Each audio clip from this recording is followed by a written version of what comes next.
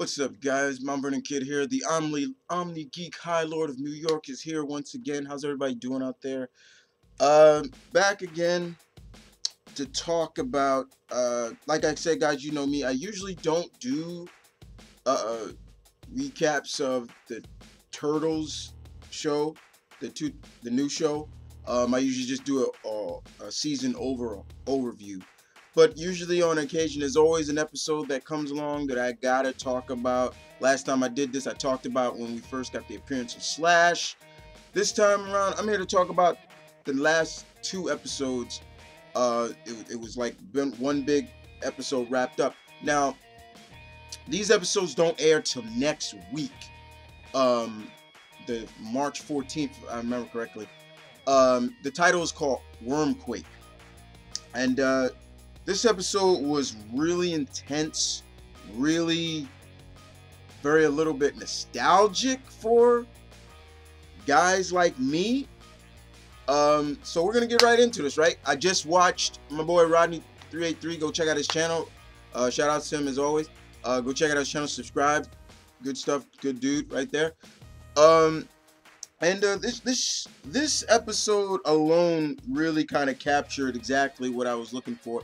And it had a lot of scenes and a lot of winks and hints to basically some characters or so.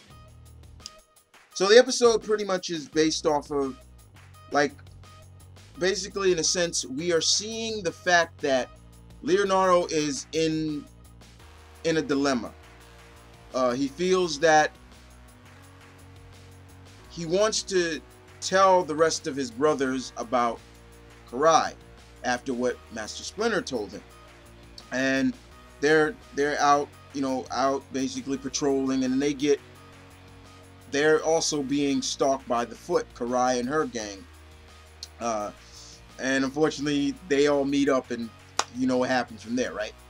All right, but unfortunately they're able to get away, and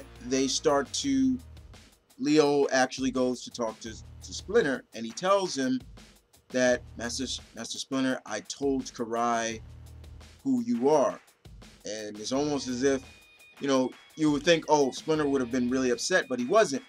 He does realize that, Leo's heart was in the right place, but still he should have came to me first and things like that.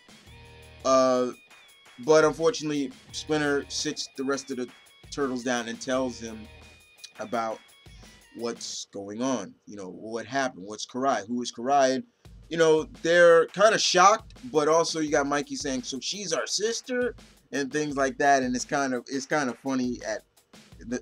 It's really funny, but the expressions that Raph and Donnie give off, like, yeah, okay, but she's still with the Foot. We can't just let that slide. And in a sense, yes, Splinter knows that. But also there are a series of earthquakes going around, and earthquakes in New York, it's like, wow, okay. And we're seeing a lot of things happen. Shredder comes back. He comes back into the fold. He comes back from Japan, but he also brings back a new associate, and he is an anamorphic, another mutant, and he's a tiger, which is cool. I was like, okay, we got a tiger now. And I'm looking at him. He comes in with that badass, walk, jive to him. He's just walking in, and everybody looks at him, and Karai kind of like, do we really need another one? And Tiger Claw's like, I'm not gonna put up with this, Shredder. Like, you promised me warriors, and he's looking at them like, like these ain't nothing, and there's some heat between Karai and him already. Thing about it is, Tiger Claw, as he calls himself, uses guns, and it kind of, in a sense, is like, okay, he uses guns, and I'm at the first time when I watch, I'm like, I'm hoping this dude just doesn't use guns, because that'll just throw me right off. I'm like, I don't like that. I don't like that. Let's see if he can throw down hand to hand, or with a weapon that, to me, is not a quote unquote a pussy weapon. A gun. To me, a gun is a pussy weapon in a sense. Let's see. So we get to see that. We get to see that he can use a sword and things like that. But here's the kicker right here. Karai is circling around Tiger Claw, and she notices something that a tiger is supposed to have. Correct? A tail.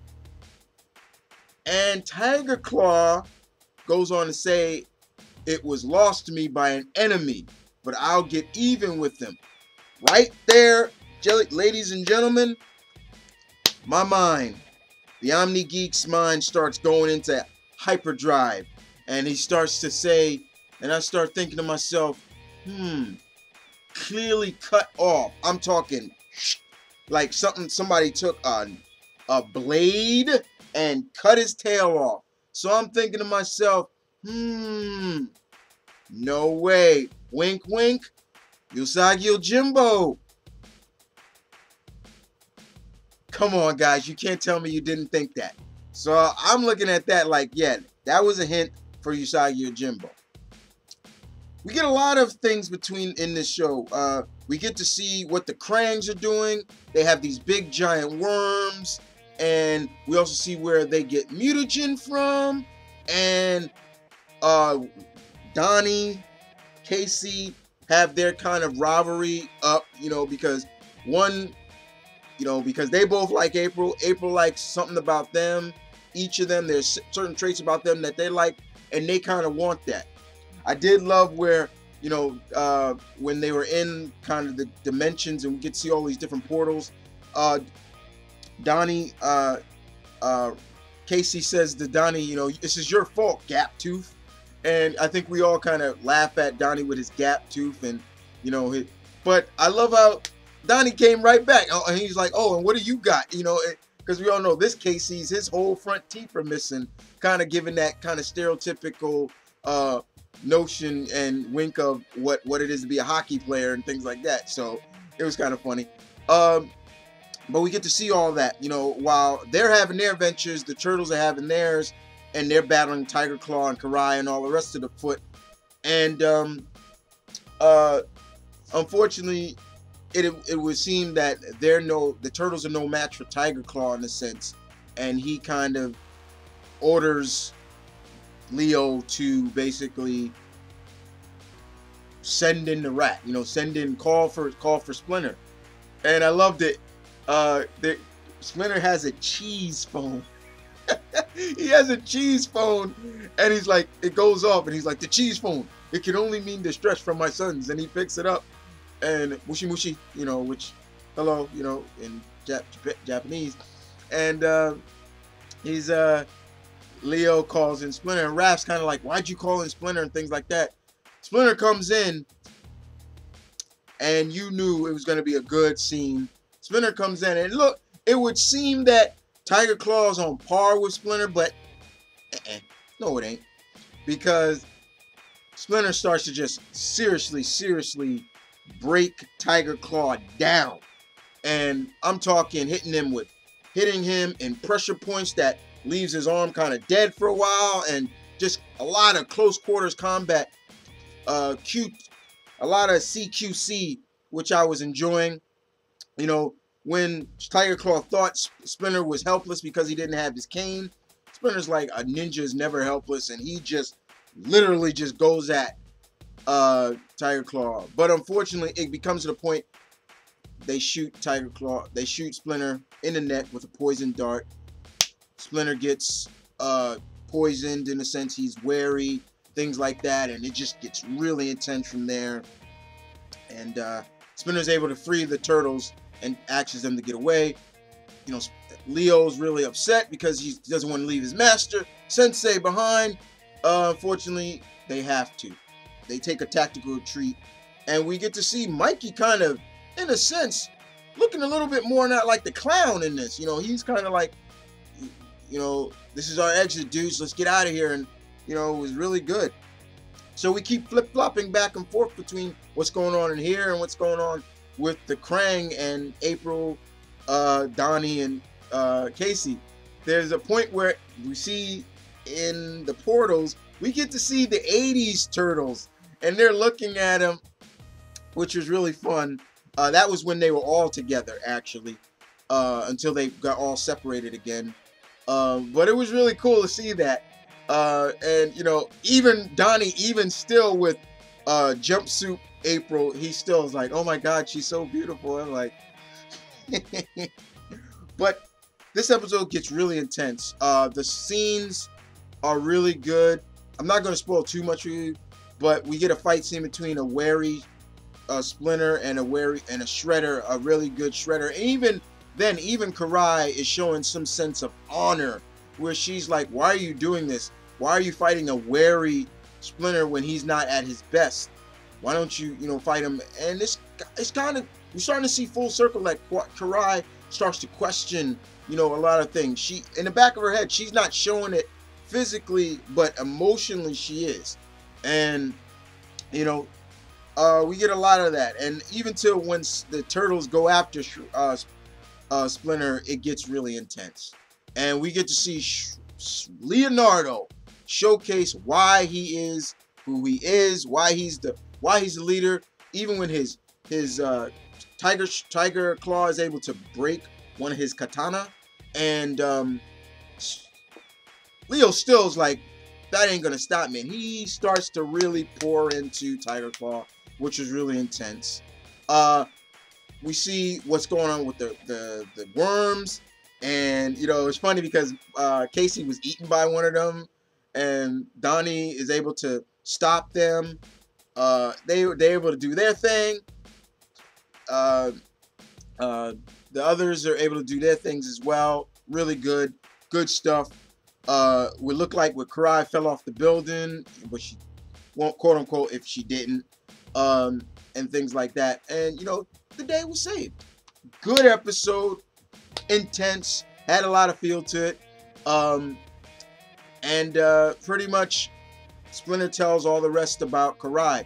And what is really good is Karai is there listening to them talk about her. She's there, and you start to see once again her mindset, contemplating of, you know, is this true? Or, you know, am I really his daughter? Is Shredder been lying to me all this time? You know, who is my real father? What is, and you know, it was really good. But here is the kicker at the end, where the worms were sent back into their portal, their world.